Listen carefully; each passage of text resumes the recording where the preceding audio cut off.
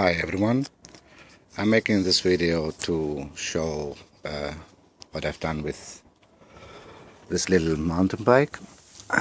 First of all, I bought a 4040 Crystalite.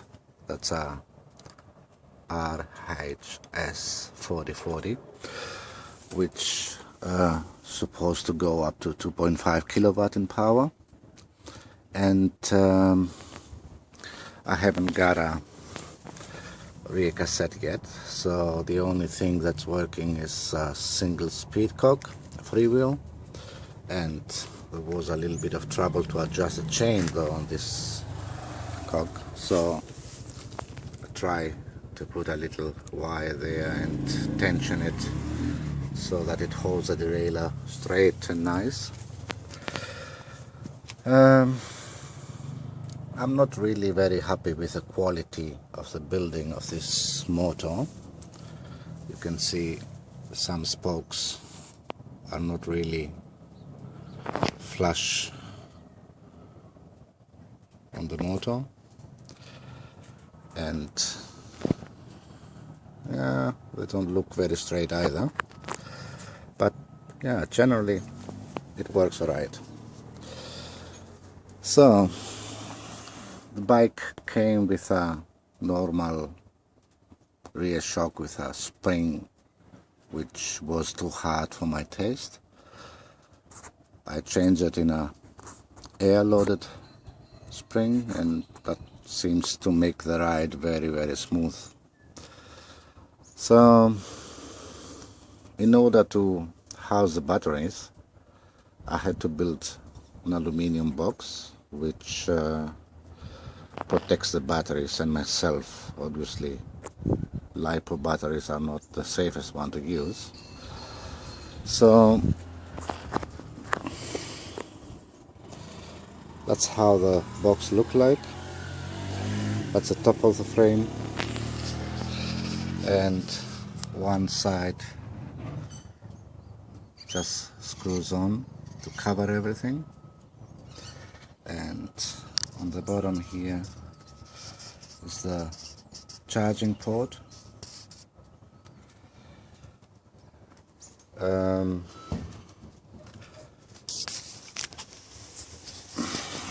That's the outlet for the controller, which is the detachable one. You just pull on the string and it comes off. I took it off actually of old backup power supply, and it seems to work really well. So I try to keep the wiring as neat as possible. That's Infineon controller, programmable, 12-FET, 4110, so gives 40 amps and can use up to 90 volts. And of course, to keep everything in track, I bought a cycle analyst, and I can set all the parameters that I want actually, and through that three-way switch, first position is like 20%, second position is 45%, and third position is 100% power. That green button doesn't do anything, and if you wonder what this switch up here is an electric brake switch, which actually allows me to use regen power from the motor to recharge the batteries as well. So another thing is that the front brake has been replaced with a 203mm, so I changed the bracket that sits and extended the calipers further back to reach 203mm brake. And yeah, that's pretty much how it's going so far. It's a project on work, of course, and I mount a little switch here to turn it on and off. So that turns the power on and the cycle analyst comes on. So most of you guys who are getting involved with electric bikes obviously know already what this thing does. I have 15 cells in series, and that gives me hot off the charger 63 volts. So this analyst has been programmed to cut off the power on 45 volts. Yeah, as you can see, that's the statistics, the main screen. This one shows only power statistics. So 15.5 watt hours per kilometer so far. And most of this is probably just, you know, around the neighborhood, testing, checking.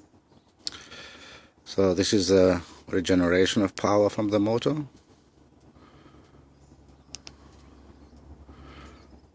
That's my amps. So that's the speed statistics.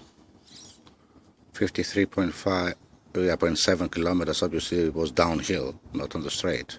Straight speed is roughly 40 to 45 k's in maximum power settings.